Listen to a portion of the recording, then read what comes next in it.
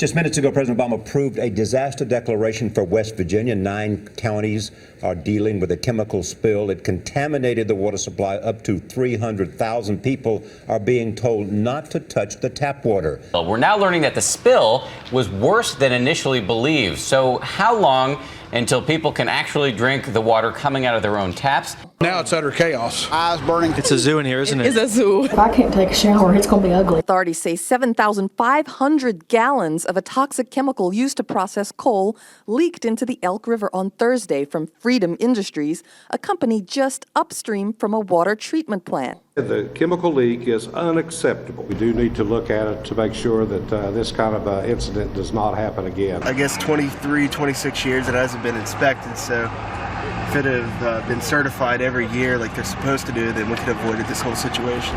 This was not a coal company. This was a chemical supplier that where the leak occurred. You know, as far as I know, there was no coal mines within miles of this particular incident. I remember coming back and smelling something in the air, but not really thinking anything of it. Not a boil water advisory. This was something much more serious. The value of water will only go up. And that's true everywhere. So everywhere the value of water will continue to go up as we continue to pollute waterways and as we continue to have increased demand for that water. So, you know, those first few hours, it was the afternoon whenever the story was breaking from other outlets. And my colleague and I, Ashton, we sort of picked up and tried to gather as much information as we could at that point. I was live on the air when the governor's first tweet went out basically announcing that this had happened. It was clear almost immediately that no one was prepared. I think we all were in a bit of disbelief when Gary Southern, someone handed him a bottle of water during that first news conference outside the Freedom Industries headquarters, and he took a swig of water from this bottle. We actually have a lot of questions, and it's been a long day for a lot of people who don't have water. So can you give us an exact timeline as to how this all happened? I think we couldn't quite believe that he'd made that kind of a blunder in the midst of all of this, and it really set the tone. That first news conference, the way it was organized, the way Gary Southern interacted with the media. Look guys, it has been an extremely long day. I'm having a hard trouble talking at the moment. I would appreciate it if we could wrap this thing up. That really set the tone for the way he was perceived by media and how he was perceived in the community, because people were watching that coverage live. It was unfiltered. I mean, it was the news conference. It was happening on the air for people to see, and online we were streaming it. So they saw a very unvarnished version of what was happening.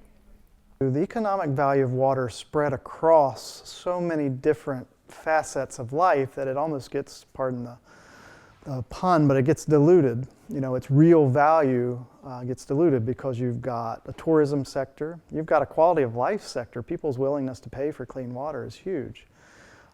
You've got a recreational sector, you've got the power industry sector.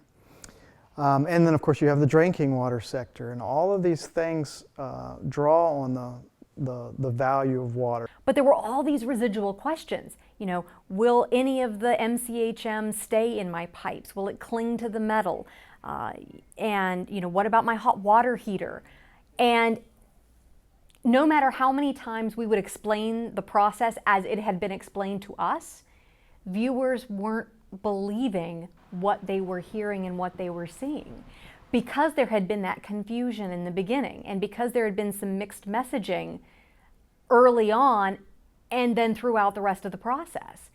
I think there were so many questions about exactly what was in the water that initially, whenever they said go ahead and flush, that I will say this. I think from an economic standpoint, there were so many people that couldn't go out and afford to go get a hotel room, couldn't afford to go drive 30, 40, 50 miles to another place to take a shower, to do their laundry, to do the necessities with water. Because of that situation, people just had to go ahead and use it. Like the one thing that you notice when you go out west is that every hotel, every place you go to has fountains. has water fountains. And when you come east, nobody does. And the reason out west is that they want to show you that they have water. And they have water in abundance. It's a very deep psychological thing. After the spill, people were coming to work unshowered, basically cleaning up as best you could with like baby wipes or some sort of like, you know, whatever towels you had laying around that you could clean yourself with. In short, it was a mess. It was a mess. I was lucky. I had water.